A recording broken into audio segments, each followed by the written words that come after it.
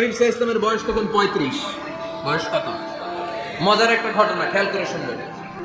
বয়স কত? 35। কাবা ঘরের পুনর্নির্মাণ হবে।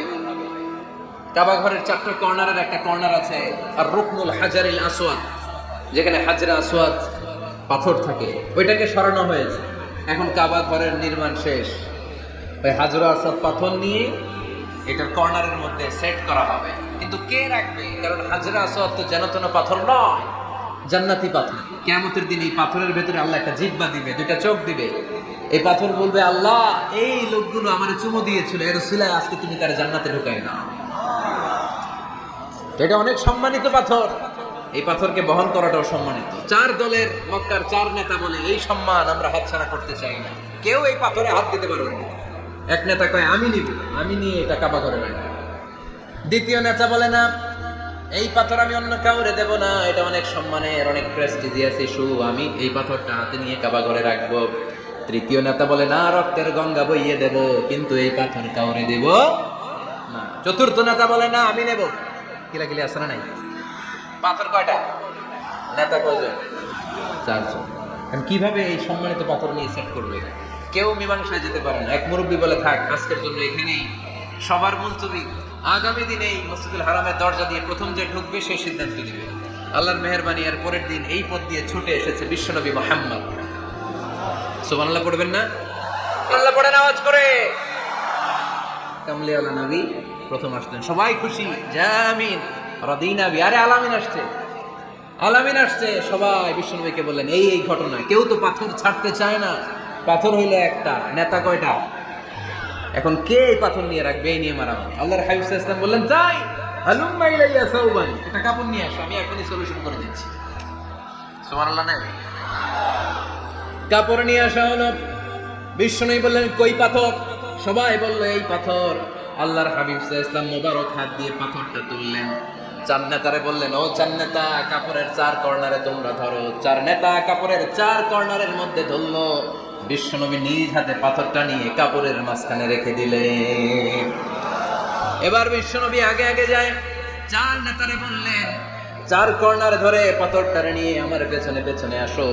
কাবার কাছে যেয়ে বিশ্বনবী আবার নিজ হাতে পাথরটা তুললেন, আবার নিজ হাতে কাবার ভেতরে রেখে দিলেন। পড়েন সুবহানাল্লাহ। সম্মান আসলে 4 নেতার দিকে যায় না, সম্মান দিয়েছে বিশ্বনবীর দিকে। এতক্ষণ কাউরে দিবে না, এখন কেউই ধরতে পারে না, তারপরেও খুশি। সুবহানাল্লাহ কইবেন না? প্রথমে যে হাজরা আসওয়াদ পাথর ধরছে কে? বিশ্বনবী। কাপড়ে রাখছে কে? বিশ্বনবী। আবার কাপড় থেকে উঠিয়ে হাজরা আসওয়াদের পাথরটারে কাবার ভেতরে ঢুকাইছে কে? সুবহানাল্লাহ কইবেন না? সব সম্মান গেল বিশ্বনবীর হাতে, সব স্ট্যাটাস গেল বিশ্বনবীর হাতে। 4 নেতা কাপড়ের কিনারা ধইরাই খুশি। এইটাই বলে নেতৃত্বের গুণাবলী, চিল্লায় বলে ঠিক কিনা? কনফ্লিক্ট রিজলভিং এবিলিটি, বিরোধ নিষ্পত্তি করার কোয়ালিটি থাকা চাই, তবেই তিনি নেতা। কি কারিশমা দেখছেন? What a charismatic leader. এতক্ষণ রক্তের বন্যা বইয়ে দিবে, কাউরে দিবে না পাথর। এখন কেউই ধরতে পারে নাই, কিন্তু স্লোগান দিতেছে জিন্দাবাদ। আসরা নাই? নেতা পেলে এরকম নেতা হইতে হবে। মদিনাতে আউস আর খাজরাজ গোত্রের যুদ্ধ 120 বছর। কয় বছর? কেউ থামাতে পারে না, রক্তক্ষয়ী যুদ্ধ। আল্লাহর হাবিব সাল্লাল্লাহু আলাইহি ওয়াসাল্লাম মক্কা থেকে মদিনায় এসে 7 দিনের ব্যবধানে 120 বছরের যুদ্ধ থামায় দিলেন। এতদিনে এই গোত্রের লোকের সাথে এই গোত্রের কোনো বিয়ে নাই, এই গোত্রের লোকের সাথে এই গোত্রের কোনো অর্থনৈতিক লেনদেন নাই। বিশ্বনবী যখন আউস খাজরাজের যুদ্ধ থামিয়ে দিলেন, মদিনাতে আনন্দের ধুম পড়ে গেল, নতুন নতুন উৎসবের ধুম পড়ে গেল। সব ভাই ভাই। নেতা হইলে এরকম নেতা হইতো, কোনো মারামারি থাকতে পারবে না সমাজে। চিল্লা এখন ঠিক কিনা? নেতা আসলেই সমাধান, নেতা আসলেই। সহিহ বুখারীতে একটা কিতাব আছে, কিতাবুস সুলহ, মীমাংসার অধ্যায়। একটা বাব আছে, বাবু কওলিল ইমামি লিআসহাবিহি ইযহাবু বিনা নুসলিহ বাইনাহুম। ইমাম সাহেবের এই কথা যে আমাদেরকে নিয়ে চলো, আমরা মিলাই দেব, এটা আল্লাহ রাসূল সাল্লাল্লাহু আলাইহি ওয়াসাল্লামের একটা বিখ্যাত ডায়লগ। ডায়লগটা কি খেয়াল করে শুনে। যুদ্ধ মারামারি আর ঝগড়া শুনলে আল্লাহ রাসূল সাল্লাল্লাহু আলাইহি ওয়াসাল্লাম বলতেন, ইযহাবু বিনা নুসলিহ বাইনাহুম, আরে আমরা আছি, আমগরে নিয়ে যাও, আমরা মিলাই দেব। সুবহানাল্লাহ পড়েন। মারামারি দেখলে বিশ্বনবী মিলাই দিতেন। আল্লাহর হাবিব সাল্লাল্লাহু আলাইহি ওয়াসাল্লাম বলতেন, আলা উখবিরুকুম বিআফদালি দারাজাতিন মিনাস সালাতি ওয়াস সিয়ামি ওয়ান নুসুক, রোজা নামাজ সালাতের চেয়ে বড় একটা সওয়াবের কাজ আছে, ওটা কি আমি তোমাদের বলবো না? সাহাবারা বললেন সেটা আবার কি? বিশ্বনবী বললেন ইসলাহু যাতিল বাইনি, দুইজন ঝগড়া করতেছে, তুমি ঝগড়া না লাগাই দিয়া মিলাই দিবা, এর চেয়ে ভালো কাজ হয় না। যেরকম ঠিক কি না? সবচেয়ে শ্রেষ্ঠ কাজ। নোয়াখালীতে আগুন লাগলে তারা কি দিয়ে নিবা? কি দিদায়? পানি। অনেকের জায়গায় তেল দেয়। জ্বলতেছে কি? আগুন। আগুন নিবানোর জন্য ঢালবেন কি? অনেকে ঢালে কি? তেল। না, আপনি থামাই দিবেন, মিলাই দিবেন। আপনার জন্য ভালো জিনিস মিলাই দিবে কে? 7 নাম্বার, ফরসাইটেডনেস, দূরদৃষ্টিতা, ভিশনারি অ্যাটিটিউড, ফিউচারিস্টিক। নেতা অনেক দূর দেখতে পায়, তিনি দূরদর্শী। কর্মী যত দূর দেখে, নেতাও যদি তত দূর দেখে, দেশ চলবে? কথা বলেন। কর্মী যদি দেখে 500 মিটার, নেতার দেখতে হবে কয় মিটার? 1000 মিটার। কর্মী যদি দেখতে পায় 1000 মিটার, নেতার দেখতে হবে কয় হাজার মিটার? 2000 মিটার। কারণ নেতা হবে ফিউচারিস্টিক, ভিশনারি, স্বপ্নবাজ, স্বপ্নচারী। নেতাকে স্বপ্ন দেখতে হয়, ওই স্বপ্ন জাতিকে দেখাতে হয়। চিল্লায় বলেন ঠিক কিনা? মানুষ তার স্বপ্নের সমান বড়। আপনি কত বড় আপনার স্বপ্ন শুনলে বোঝা যাবে। স্বপ্ন সেটা না যেটা মানুষ ঘুমিয়ে ঘুমিয়ে দেখে, স্বপ্ন সেটা যেটা অর্জনের আকাঙ্ক্ষা মানুষকে ঘুমাতে দেয় না। আল্লাহর হাবিব সাল্লাল্লাহু আলাইহি ওয়াসাল্লাম স্বপ্ন দেখিয়েছেন সাহাবাদেরকে, বিশ্ব বিজয়ের স্বপ্ন, ইসলামকে বিজয়ী শক্তি হিসেবে দেখার স্বপ্ন। চিল্লায় বলেন ঠিক কিনা? আল্লাহর হাবিব বলতেন ইন্নাল্লাহা জাওয়ালি আল আরদা ফারাআইতু মাশারিকাহা ওয়া মাগারিবাহা। আল্লাহ তাআলা গোটা বিশ্বটাকে ছোট্ট করে আমার সামনে দেখিয়েছে। আমি ফুটবলের সাইজের এই পৃথিবীর প্রাচ্য পাশ্চাত্য ডানে বায়ে সামনে পেছনে সবটাই দেখেছি। ওয়া ইন্না মুলকা উম্মতি সায়াবলুগু মা জুবিয়ালি। যত দূর আল্লাহ আমারে দেখিয়েছে, তত জায়গায় লা ইলাহার পতাকা পতপত করে একদিন উড়বে। কোন একদিন এদেশের আকাশে কালিমার পতাকা উড়বে। সেদিন সবাই খোদাই বিধান পে দুঃখ বেদনা বলবে। এটাই আমাদের স্বপ্ন। চিল্লায় বলেন ঠিক কি না? স্বপ্ন দেখতে জানতে হয়। সুলহে হুদাইবিয়া চলতেছে, সন্ধি। 1400 সাহাবা নিয়ে বিশ্বনবী মক্কায় আসলেন উমরা করতে। কাফেররা বলে গো ব্যাক, অ্যাবাউট টার্ন, ফিরে যাও, হবে না। আল্লাহ রাসূল সাল্লাল্লাহু আলাইহি ওয়াসাল্লাম অনুরোধ করলেন, দাও না, উমরার নিয়ত করে এসেছি। ইজার আর রিদা পড়ে কাফেররা বলেন আগামী বছর, এই বছর হবে না, চুক্তি করো। চুক্তির মধ্যে লেখা হলো মা ফাদা আলাইহি মুহাম্মাদুর রাসূলুল্লাহ। ঠিক আছে, চুক্তি 10 বছরের মুহাম্মদ রাসূল সাল্লাল্লাহু আলাইহি ওয়াসাল্লামের পক্ষ থেকে চুক্তি। কাফেররা বলে না, আমরা তো তোমার রাসূলুল্লাহ মানি না। তোমার রাসূলুল্লাহ মানলে তো মা সাদাতনাকা আলা শাই, তোমার সাথে কোনো ঝগড়াই নেই, রাসূলুল্লাহ কাকে। সাহাবীরা তেড়ে উঠলেন। ওমরে ফারুক বলেন, মুখ সামলে কথা বল। সুহাইল ইবনে আমির, তোর জিহ্বাটা আমি টেনে ছেড়ে ফেলবো, সাবধান। আমার নবী শেষ নবী, শেষ রাসূল মুহাম্মদ রাসূলুল্লাহ কাটার ক্ষমতা কারো নাই। আমি ওমর বেঁচে থাকলে কেউ কাটতে পারবে না। বিশ্বনবী বললেন, ওমর সরে যাও, কেটে দাও। সুবহানাল্লাহ কইবেন না? মুহাম্মদ রাসূলুল্লাহ কাফেররা মানে না। কাফেররা কয় তুমি লেখো মুহাম্মদ ইবনে আব্দুল্লাহ, আব্দুল্লাহর বেটা মুহাম্মদ। কারণ মুহাম্মদ রাসূলুল্লাহ যদি এই সন্ধিতে থাকে, চুক্তিটার নিচে আমরা সিগনেচার করি, তার মানে এটাই প্রমাণ হয়ে যায় আমি তোমাকে রাসূল বলে মানি। আমরা কাফেররা তোমাকে রাসূল বলে মেনে নিয়েছি। না, তোমার রাসূল বলে মানলে তো খেলা এখানেই শেষ। কাটো, রাসূলুল্লাহ লেখা যাবে না, লিখতে হবে আব্দুল্লাহর বেটা মুহাম্মদ। কোন সাহাবারা রাজি হয় না।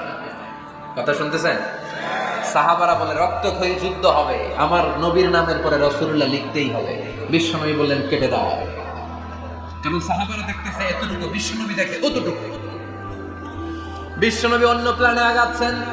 বিশ্বনবী ভাবলেন 10 বছরের যুদ্ধ বিরতি যদি হয়ে যায়, আমি আমার লোকদেরকে ঠিক করব। আমি তারবিয়া, তালিম, তাহজিব, তামাদ্দুন দিয়ে মদিনাটাকে একটা কল্যাণ রাষ্ট্রে পরিণত করব।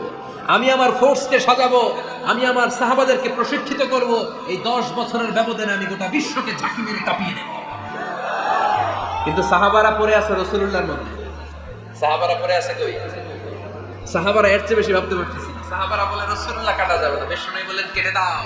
তার মানে নেতা কর্মী যদি দেখে 500 মিটার, নেতার দেখতে হবে 1000 মিটার। চিল্লায় বলেন ঠিক কিনা? নেতার 9 নাম্বার গুণাবলী, a leader should be very strategic. নেতাকে কৌশলী হতে হয়। কৌশল না জানলে উনি নেতা হতে পারে? বলেন ডিপ্লোম্যাটিক কোয়ালিটি, কূটনীতি যদি না জানা থাকে নেতা হইতে পারবে? আল্লাহর হাবিব সাল্লাল্লাহু আলাইহি ওয়াসাল্লামের মতো বড় কূটনীতিবিদ পৃথিবী দেখেছে? কথা কন না কেন? দেখেন কি ধরনের স্ট্র্যাটেজি আমার নবী ফলো করতেন। আমার নবী যদি যুদ্ধ করতে কোথাও যেতেন, অ্যাটাক করবেন ডান দিকে, অ্যাটাক করবেন কোন দিকে? খায়বার অ্যাটাক করবেন, খায়বার ডানে। বিশ্বনবী বের হতেন মদিনার বাম দিক দিয়ে। যাবেন কই? ডানে। আওয়াজ করে বলেন যাবে কই? কিন্তু মদিনা থেকে বের হইতেন কোন দিক দিয়ে? বাম দিক দিয়ে। লোকেশন আর ডাইরেকশন কখনো কারোর সাথে শেয়ার করতেন না। উনি কই যাচ্ছে কেউ বুঝতো না। বাম দিক দিয়ে বের হয়ে অনেক ঘুরে তারপরে ডান দিকে যেতেন। সুবহানাল্লাহ পড়বেন না? অ্যাটাক করার সময় তিনটা অপশন দিতেন, choose any of the options. যে বলতেন নাম্বার 1 আসলিম তাসলাম, ইসলাম মানো, ভাই ভাই আমার হৃদয়ে চলে আসো, তোমরাও ভাই আমরাও ভাই, দুনিয়াতেও শান্তি আখিরাতেও শান্তি। এটা যদি ভালো না লাগে, option 2 you pay the tax, we provide you the security. তোমরা ট্যাক্স দিবা, আমরা তোমাদেরকে security Dev.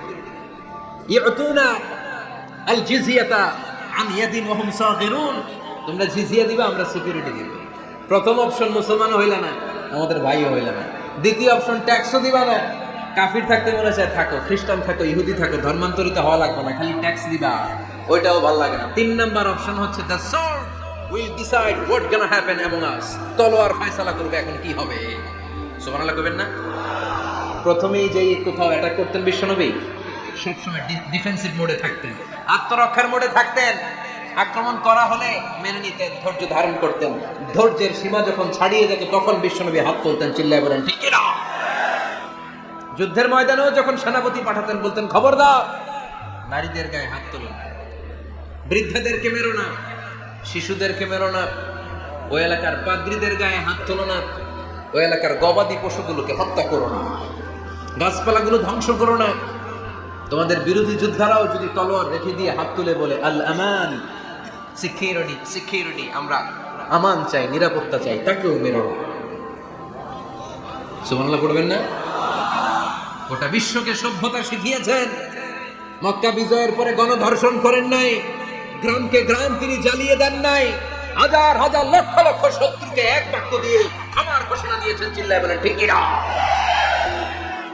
As a father, as a teacher, as a commander, as a leader, as a lawgiver, as a lawmaker, as a reformer of the society, Muhammad is the superman of the world. আওয়াজ করে পড়তে হবে আল্লাহু আকবার। কূটনীতি কারে বলে? Diplomacy কারে বলে? স্ট্র্যাটেজিক অ্যাটিটিউড কারে বলে? শিখে নেন। বদরের প্রান্তরে বিশ্ব ইসলাম উপস্থিত হলেন। ওই যে কাফেরদের তাবু, কাফেররা আসছে 3 দিন আগে, মুসলিম সৈনিকরা পৌঁছলেন 3য় দিন। এসে বিশ্ব ইসলাম সবাইকে বললেন কত হতে পারে কাফের, কেউ বলতে পারে না। 2 জন রাখাল পেয়ে জিজ্ঞেস করলে, এই রাখাল কয়দিন ধরে আছেন? আমরা 1 সপ্তাহ ধরে এই বদরে আছি। শুনতেছেন? শুনতেছেন? উনি বললেন ওই যে কাফেররা যে আসছে কয়দিন আগে? কয় 3 দিন আগে। 3 দিন আগে। কত হবে সংখ্যা? কলু কাসীর, অনেক। কত হইতে পারে? রাখাল 2টাকে জানি না। আল্লাহ রাসূল সাল্লাল্লাহু আলাইহি ওয়াসাল্লাম চিন্তায় পড়ে গেলেন, কারণ ওনার যুদ্ধে অ্যাটাকের সিস্টেম ছিল শত্রু সংখ্যা কত এটা আমাকে জেনে নিতে হবে। সুবহানাল্লাহ পড়বেন না? অনেক কৌশল হাত নিয়ে এবার বিশ্বনবী আবার রাখাল 2টাকে ডেকে পাঠালেন, বললেন কাম ইয়ানহারুনা কুল্লা ইয়াউম, ওরা আসার পর থেকে প্রতিদিন খাওয়ার জন্য কয়টা করে উট জবাই করে? এবার ওরা বলল প্রথম দিনে ইয়াউমান তিসআন, প্রথম দিন খাওয়ার জন্য উট জবাই করেছে 9টা। ওফিল ইয়াউমি সানি 10, আর দ্বিতীয় দিনে উট জবাই করেছে 10টা। বিশ্বনবী বললেন তাই ইদান আল কওমু মা বাইনা 900 ওয়াল আলফ, তাহলে কাফেররা 900 থেকে 1000 এর মধ্যে হবে। কত ছিল কাফেরের সংখ্যা? বদরের যুদ্ধে কাফেরের সংখ্যা ছিল কত? 1000। কিভাবে? নমুনা দেখে আলামত সংগ্রহ করতেন। ওরা কয়টা উট জবাই করেছে 2 দিনে? প্রথম দিন 9টা, দ্বিতীয় দিন 10টা। বিশ্বনবী হিসাব মিলাই ফেললেন যোগ বিয়োগ দিয়ে, কাফেরের সংখ্যা 900 থেকে 1000 এর মধ্যে হবে। হিসাব করে দেখা গেল 1000 সৈনিক এসেছিল সেই বদরের যুদ্ধে। চিল্লায় বলো আল্লাহু আকবার। স্ট্র্যাটেজি জানতে হয়, নেতাকে কৌশল জানতে হয়। সর্বশেষ নেতার যে গুণ, এটা বলে শেষ করব, সাকসেশন ম্যানেজমেন্ট। নেতা ভালো নেতা বানায় যায়, ঠিক কিনা? A good leader produces a good leader. একজন ভালো নেতা তখনই ভালো নেতা যখন সে নতুন করে ভালো নেতা তৈরি করে দিয়ে যায়, ঠিক কিনা? সে যদি নতুন নেতৃত্ব তৈরি করে দিয়ে না যায়, সমাজ চলবে? চলবে? এটাকে বলে দি সাকসেশন ম্যানেজমেন্ট। আল্লাহ রাসূল সাল্লাল্লাহু আলাইহি ওয়াসাল্লাম ভালো সাকসেসর রেখে গিয়েছিলেন, এমন কিছু যোগ্য নেতৃত্ব তৈরি করে গিয়েছিলেন, উনার পরে টানা 30 বছর নেতৃত্ব নিয়ে মুসলিম উম্মাহকে এক সেকেন্ডও ভাবা লাগে না। চিল্লায় বলে মুসলমান ঠিক কিনা? ভালো নেতা বানায়। নেতা খালি নেতৃত্ব দেয়, উনি কোনো নেতা বানায় নাই। এটা কি নেতা? কথা বলেন। এবার উত্তর দেন। আমার নবী ইন্তেকালের আগেই যোগ্য নেতৃত্ব তৈরি করে রেখে গিয়েছিলেন কি জান নাই? কাকে রেখে গেছেন? আবু বকর।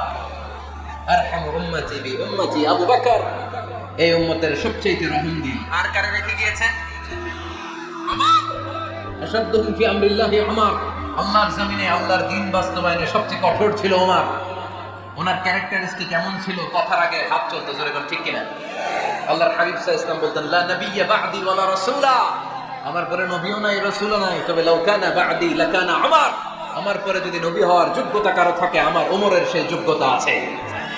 প্রভু তুমি বলেছ রাসূল দেবে না, বলনি দেবে না ওমর, বলনি দেবে না হামজা তারি, খালিদ বিজয় সমর। প্রভু তুমি বলেছ রাসূল দেবে না, বলনি দেবে না ওমর, বলনি দেবে না হামজা তারি, খালিদ বিজয় সমর। প্রভু তুমি বলেছ রাসূল দেবে না। সুবহানাল্লাহ পড়েন।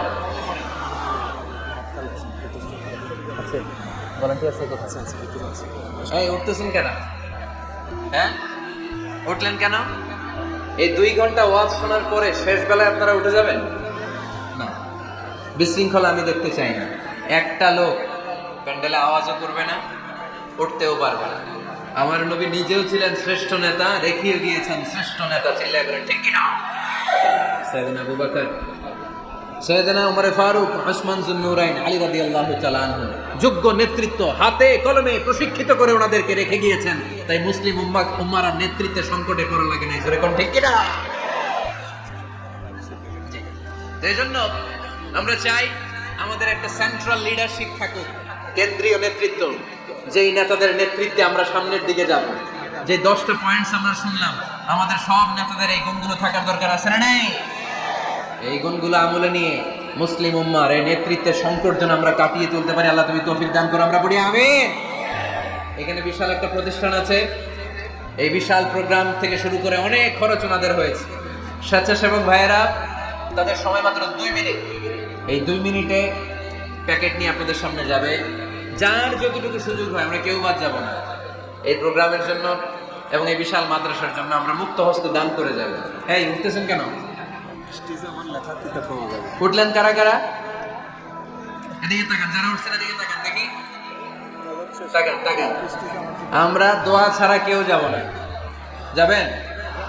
ভদ্র, নোয়াখালীর ছেলেরা অনেক ভদ্র। বসেন। সুন্দর সুন্দর ঘোষণা আছে কয়েকটা, সুন্দর সুন্দর ঘোষণা। এতক্ষণ তো প্লে কার্ড দেখাইছে, উই লাভ আজহারি। এখন উঠলে হবে? কতটুকু লাভ করো আজহারিরা দেখো। বসুন, একটা উঠতে হবে। আমার ভাই রফিকুল্লাহ আফসারি ভাইয়ের অসাধারণ কিছু বই আছে, অনেকে খোঁজে, কোত্থেকে পাবে। আজকে এখানে আছে, যাদের দরকার আপনারা নিয়ে যাবেন। আমি নিজেও ওনার একজন ভক্ত, ওনার লেখার ভক্ত। আমি নিজেও ওনার লেখার পাঠক। অসাধারণ লিখেন। কি যেন একটা দেখলাম, নানা আলেম নানার মতে, আমি যাবো কোন পথে? আলেমরা নানান মতে, পাবলিক যাবে কোন পথে? সুন্দর সুন্দর বই আছে, এগুলো আপনারা নিয়ে যাবেন। স্টেজে উপস্থিত আছেন নোয়াখালী জেলার এডিশনাল এসপি। কই উনি? আপনি? মাশাআল্লাহ মাশাআল্লাহ। কাজী মোহাম্মদ আব্দুর রহিম ভাই না? আলহামদুলিল্লাহ। আপনাদের এই জেলার এডিশনাল এসপি সাহেব আছেন। আমি ওনাদেরকে ধন্যবাদ জানাই যে এত ব্যস্ত মানুষ আমি জানি, তারপরেও ওনারা এই প্রোগ্রামে উপস্থিত হয়েছেন। অনেক শুকরিয়া জানাই। কোম্পানিগঞ্জ উপজেলার ওসি সাহেব আছেন, জনাব আরিফুর রহমান ভাই, সাবেক উপজেলা চেয়ারম্যান মিজানুর রহমান বাদল ভাই, আমার নামে নাম